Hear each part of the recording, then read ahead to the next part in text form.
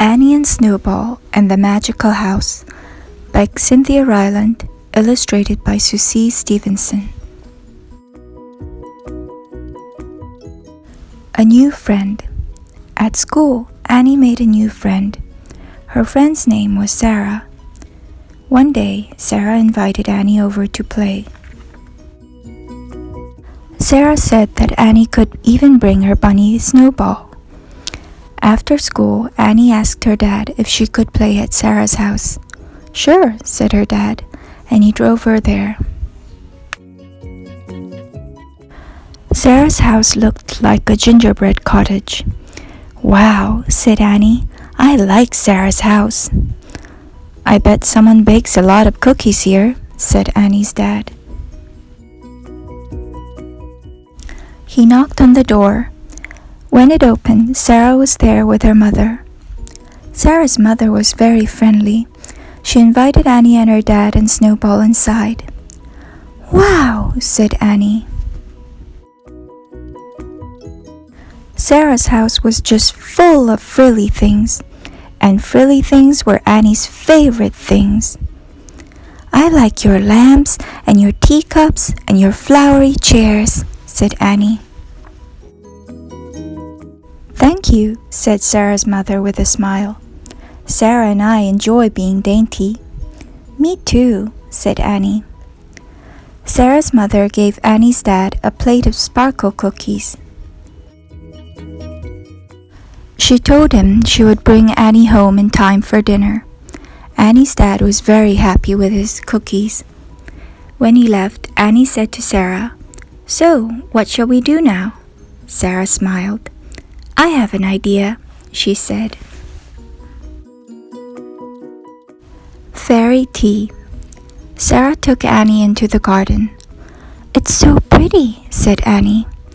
The garden had rows of roses, and climbing vines, and walls of ivy, and lovely stone angels. "I love it here," said Annie. "Would you like to make a fairy house?" asked Sarah. Fairies like to have tea parties, and they need a special garden house just for fairy tea, Sarah said. Annie smiled. Already she was having so much fun. Snowball was having fun too. She was nibbling some lavender. Sarah and Annie searched for a perfect spot for fairy tea.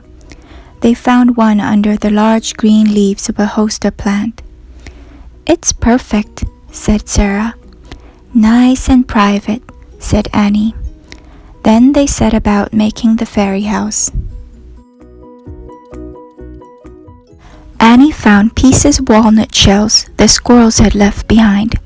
The shells would make perfect chairs. Sarah found a nice smooth stone for a tea table. Together they made walls from small rocks, and they placed rose petals on top to make them pretty. The girls found small red berries and tiny green pebbles and little bits of violet.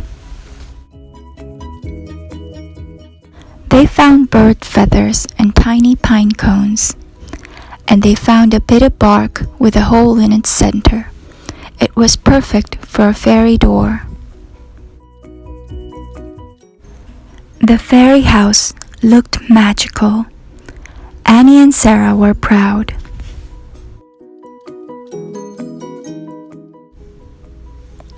"I wish the fairies would invite us for tea," said Annie. "Maybe someday they will," Sarah smiled. "In the meantime, would you like some cookies and milk?" "Yes," said Annie. She blew a rose petal off Snowball's nose and followed Sarah inside. Home. When Annie arrived home, she had a frilly hanky that Sarah's mother had given her and a handful of radishes for Snowball. "Are there any sparkle cookies left?" Annie asked her dad. "Oops," said Annie's dad. Annie smiled. "That's okay," she said. "I already had cookies and milk." "Me too," said Annie's dad. smiling back. "Did you have fun at Sarah's house?" he asked.